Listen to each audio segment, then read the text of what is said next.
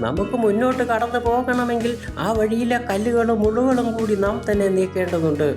അതിന് മറ്റാരും നമ്മളെ സഹായിക്കാൻ ഉണ്ടാകില്ല. കാരണം ആ വഴിയിലൂടെ പോകേണ്ടതായ ആളും ആവശ്യക്കാരും നമ്മൾ മാത്രമാണ്. അതുകൊണ്ടാണ് ആ കല്ലുകളും മുള്ളുകളും നാം തന്നെ നീക്കണമെന്ന് പറയുന്നത്. അല്ലെങ്കിൽ ആ വിഷമുള്ളുകളിലും കൂർത്ത കല്ലുകളിലും ചവിട്ടി എത്ര നേരം നമുക്ക് യാത്ര ചെയ്യാൻ കഴിയും? നമുക്ക് ആ വഴി തന്നെ പോയാൽ മതിയാകും. അതിന് പ്രളയം വന്നാലും കാട്ടുതീ വന്നാലും പേമാരി വന്നാലും നമുക്ക് മുന്നോട്ടേക്ക് പോയേ തീരൂ.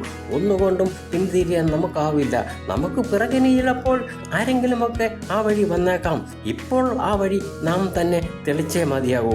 ആരെങ്കിലും നമ്മളെ സഹായിക്കാൻ വരുമെന്ന് കരുതി നാം അമാന്തം വിചാരിച്ചിരിക്കരുത്. അങ്ങനെ ഇരുന്നാൽ ഒരിക്കലും നമുക്ക് നമ്മുടെ ലക്ഷ്യസ്ഥാനത്തിലേക്ക് ചെന്നെത്താൻ കഴിയുന്നതല്ല. എവിടെയും കഷ്ടപ്പെടുവാൻ നമുക്കൊരു മനസ്സുണ്ടാകണം. എങ്കിലേ വിജയമുണ്ടാകൂ.